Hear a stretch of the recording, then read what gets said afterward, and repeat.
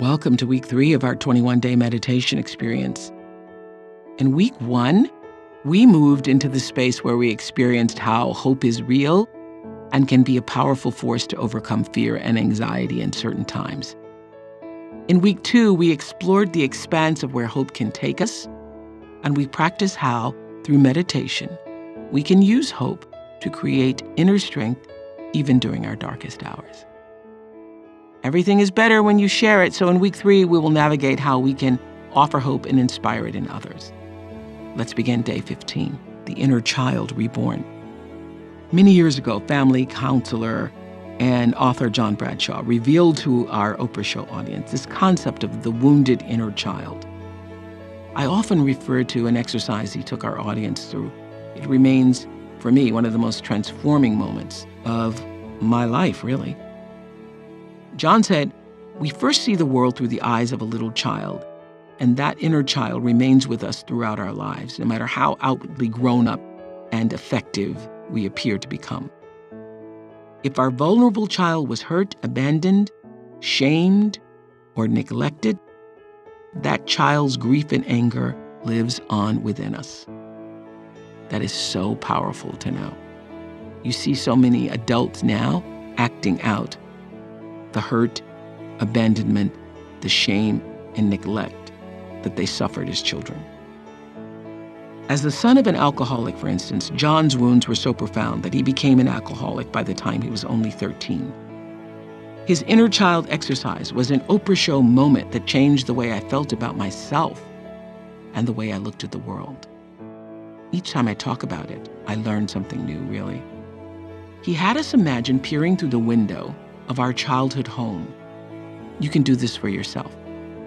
Go to the window of the house that you grew up in. Look through and find yourself in that house. And what do you see? When you take a good look at your life as a child, what do you see? And more importantly, what do you feel? What's going on with you and your relationships with everyone in that house?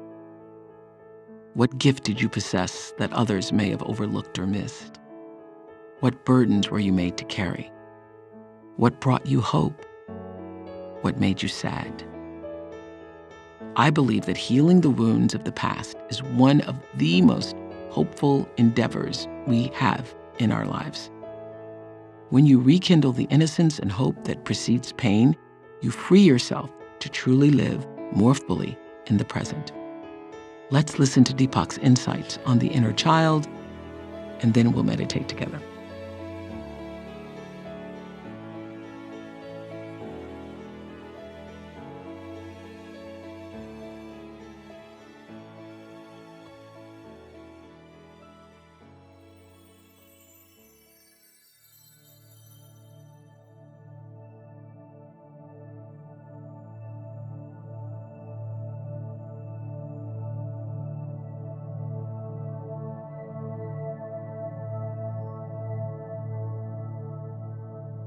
At this stage in our journey, you can, if you like, reach out and bring hope to others. The world needs beacons of hope everywhere. This applies to the most successful and fulfilled among us, and even more so the people who are losing hope. Everyone needs hope to move forward and open new possibilities. How can you help? Innocence is the quality of hope that removes judgment and criticism. Children are naturally innocent, which allows them to experience hope, joy, and optimism every day. That innocence gets diminished or even erased by traumas, emotional wounds, and failures. These create a feeling of hopelessness that we then struggle against. As adults, most people do not want to be innocent again, seeing it as too vulnerable and impractical. Yet, as adults, our personality still contains an inner child, a universal archetype with both constructive and destructive aspects. On the constructive side, Your inner child expresses joy, hope, and innocence. On the destructive side, it expresses dependency, helplessness, and uncontrolled impulses. When hope is fading in someone's life, so is the positive side of their inner child. To restore hope in someone, first realize their inner child is still within them. When you see the innocent self, judgment is not possible. The person we judge against is a later development created by the needs and demands of the ego. Childhood innocence is an egoless state. Therefore, it is closer to the true self. In our meditations, we reawaken the inner child. To enhance this awakening in yourself and others, make time every day for play, in any form you choose. Be light-hearted as your general attitude. When you're carefree, you trust in life and don't worry or try to control situations. Set judgment and skepticism aside. Accept people in the best light. Be gentle and allowing in your interactions with others. Don't be a critic or rule enforcer. As you cultivate this more innocent side of yourself, people will notice that you're more warm and welcoming.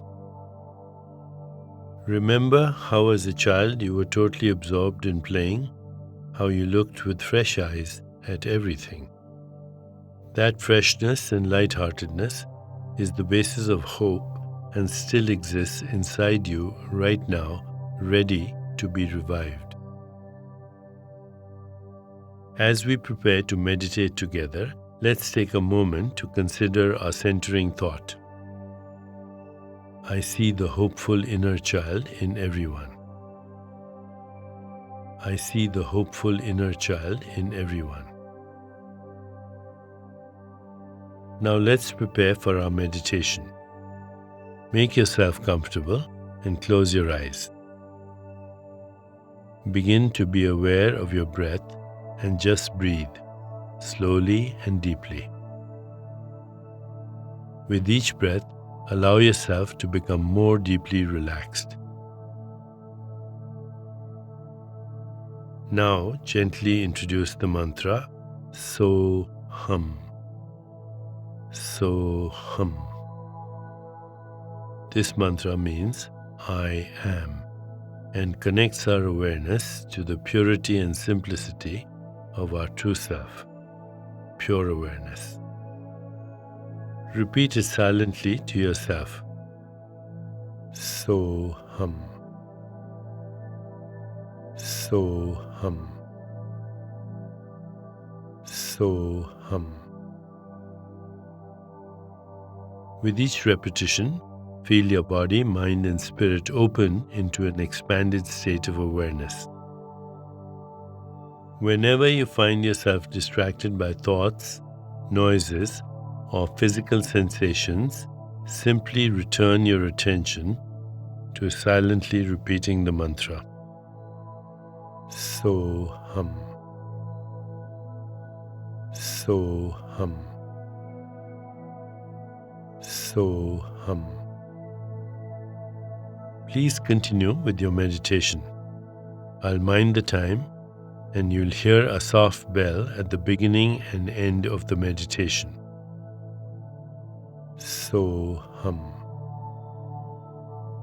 So Hum. So Hum.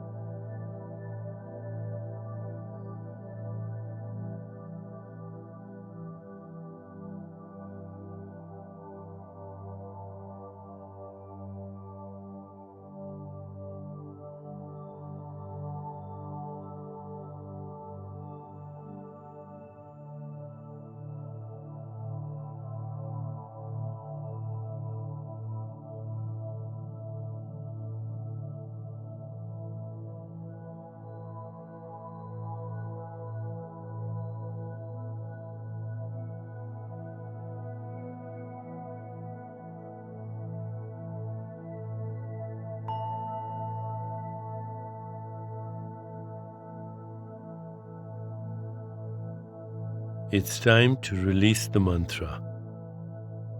Continue to sit restfully, inhaling and exhaling slowly. When you feel ready, gently open your eyes.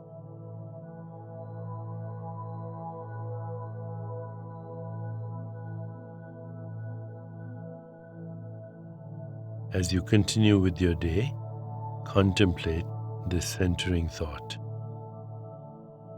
I see the hopeful inner child in everyone. I see the hopeful inner child in everyone. Namaste.